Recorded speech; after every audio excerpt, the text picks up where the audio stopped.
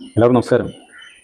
ഈ കഴിഞ്ഞ 12-ാം തീയതി, ഈ മാസം 12-ാം തീയതി ഈ മലപ്പുറത്ത് മങ്കടയ്ക്ക് സമീപം കുരങ്ങൻ ചോല എന്ന് പറയുന്ന ഒരു വ്യൂ പോയിന്റിൽ നമുക്കറിയാം 20 വയസ്സിനടുത്ത് പ്രായമുള്ള 4 ആൺകുട്ടികളാണ് മിന്നലേറ്റ് മരണപ്പെട്ടത്.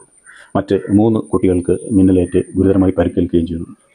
ശരിക്കും മിന്നലിനെ വളരെ വലിയ ഇലക്ട്രിക് കറണ്ട് പ്രവാഹമാണ് ഇതിൽ കൂടി വരുന്നത്. അതിനെ നമുക്ക് പ്രതിരോധിക്കാൻ സാധിക്കില്ല. പക്ഷേ നമ്മൾ ചില മുൻകരുതലുകൾ എടുത്താൽ, ചില രക്ഷാ കവചങ്ങൾ എടുത്താൽ നമുക്ക് അതിൽ നിന്ന് രക്ഷപ്പെടാനായിട്ട് കഴിയും. ഞാൻ ചെറിയ കാര്യങ്ങൾ വളരെ പെട്ടെന്ന് പറയാം. കാരണം വേറെ ഒന്നുകൊണ്ടല്ല, ഈ ഏപ്രിൽ മെയ് മാസങ്ങളിലാണ് ധാരാളം പേര് മിന്നലേറ്റ് മരണപ്പെടുന്ന ഒരു സമയമാണ്. ഏകദേശം കേരളത്തിൽ 70ഓളം പേരൊക്കെ ഈ സമയങ്ങളിൽ ഓരോ വർഷങ്ങളിൽ മരണപ്പെടുന്നുണ്ടെന്നാണ് പറയുന്നത്. നമ്മൾ മിന്നൽ വരുന്ന സമയങ്ങളിൽ നമ്മളൊരു മൈതാനത്തോ അതല്ലെങ്കിൽ ഒരു പാടത്തോ അല്ലെങ്കിൽ ഒരു തുറസായ പ്രദേശത്തോ അല്ലെങ്കിൽ ഒരു മൊട്ട കുന്നിലോ അല്ലെങ്കിൽ നമ്മുടെ ടെറസിൻ്റെ മുകളിലോ ഒക്കെ ആണ് നിൽക്കുന്നതെന്നുണ്ടെങ്കിൽ തീർച്ചയായിട്ടും നമ്മൾ അവിടെ നിന്ന് പെട്ടെന്ന് തന്നെ മാറുക. അപകടം ഉണ്ടാകാൻ കൂടുതൽ സാധ്യതയുള്ള സ്ഥലങ്ങളാണ്. അതുപോലെ തന്നെ ജലവുമായി ബന്ധപ്പെട്ട് ടാപ്പ് തുറക്കുക, അല്ലെങ്കിൽ ജലാശയങ്ങളിൽ നിൽക്കുക, ഇങ്ങനെയുള്ള കാര്യങ്ങൾ പൂർണ്ണമായിട്ടും ഒഴിവാക്കി പെട്ടെന്ന് തന്നെ മാറി ഒന്നുകിൽ കാറിനുള്ളിലേക്കോ അല്ലെങ്കിൽ വീടിനുള്ളിലേക്കോ പ്രവേശിക്കാനാണ് ശ്രമിക്കുക.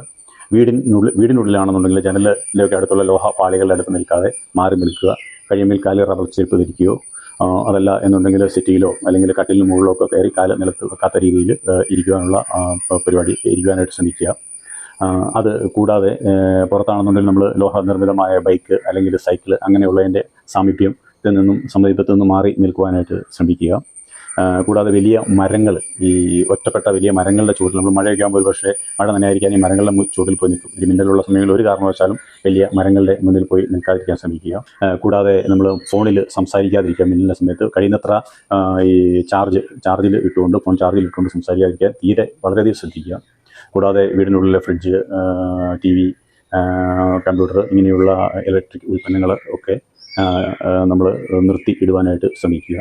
ഇനി ഇത് കൂടാതെ നമ്മൾ ഈ പറഞ്ഞ പ്രദേശത്ത് നമുക്ക് മാറാൻ കഴിഞ്ഞില്ല എന്നുണ്ടെങ്കിൽ, തുറസായ സ്ഥലങ്ങളിൽ നമുക്ക് മാറാൻ കഴിഞ്ഞില്ല എന്നുണ്ടെങ്കിൽ, അങ്ങനെ ഒരു സാഹചര്യം ഇല്ല എന്നുണ്ടെങ്കിൽ നിലത്ത് നമ്മുടെ 2 കാലുകൾ ചേർത്ത് വെച്ചുകൊണ്ട് നിലത്ത് വളഞ്ഞ് ഇരുന്ന് നമ്മുടെ കാലിൻ്റെ മുട്ടുകൾക്കിടയിലേക്ക് തല വെച്ചുകൊണ്ട് ഏകദേശം ഒരു ബോളിൻ്റെ ആകൃതിയിൽ നമ്മൾ ഈ മിന്നൽ, ശക്തമായ മിന്നൽ കഴിയുന്നത് വരെ ഇരിക്കുവാനായിട്ട് ശ്രമിക്കുക. പിന്നെ ഒരു കാര്യം നമ്മൾ അറിഞ്ഞിരിക്കേണ്ടത്, ഈ മിന്നൽ ഏറ്റുകഴിഞ്ഞാൽ പിന്നെ അയാളുടെ ശരീരത്തിൽ ഒരിക്കലും വൈദ്യുതി പ്രവാഹം ഉണ്ടാവില്ല.